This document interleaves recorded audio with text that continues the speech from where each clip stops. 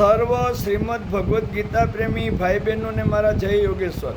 આજ તારીખ 15/6/26ના રોજ ગીતા સૂત્ર વિડીયો નંબર 92 છે. સ્થિતપ્રજ્ઞ માનવીનું એક વિશિષ્ટ લક્ષણ અધ્યાય 2ના 57મા શ્લોકમાં આ રીતે છે: યહ સર્વત્રાનભિસ્નેહ તત પ્રાપ્ય શુભાશુભમ નાભિનંદંતી ન દ્વેષ્ટિ તસ્ય પ્રજ્ઞા પ્રતિષ્ઠિતા. એટલે કે જે પુરુષ સર્વત્ર સ્નેહરહિત થયેલો છે તે શુભ કે અશુભ વસ્તુ પામીને પ્રસન્ન થતો નથી કે નથી દ્વેષ કરતો, તેની બુદ્ધિ સ્થિર છે. ગીતાઈ ચિંતનિકામાં વિનોબાજી કહે છે કે સર્વત્ર એટલે અનાસક્ત અને આસક્ત, આ બંનેને વહેંચી શકાય. શ્રીમદ ભગવદ્ ગીતાના જે શ્લોકોમાં કહેલું છે તેના આધારે ચાલો આપણે એને યાદ કરીએ. આસક્તિ ક્યાં ક્યાં હોય? 4 જગ્યાએ હોય.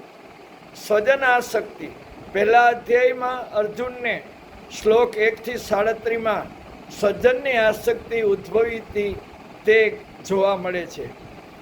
દેહાસક્તિ બીજા અધ્યાયના 13મા શ્લોકમાં દર્શાવ્યા પ્રમાણે સાંખ્ય બુદ્ધિ કહે છે કે જે દેહ આજે છે કાલે જવાનો છે,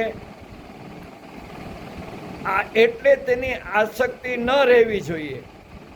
કર્મ અને ફલાસક્તિ આ ત્રીજો ભાગ છે, જેની વાત બીજા અધ્યાયના 47મા શ્લોકમાં કર્મ કરીને અને તેમના ફળની આસક્તિ ન રાખીએ, સામાજિક સેવામાં પણ આસક્તિ ન રાખીએ. એવી જ રીતે અકર્મની પણ આસક્તિ આ જ શ્લોક બતાવે છે. મુક્તિની તીવ્ર અભિલાષા એ શ્રેષ્ઠ આસક્તિ છે, પરંતુ આસક્તિ રાખવાની જરૂર નથી. આસક્તિ ન હશે તો જ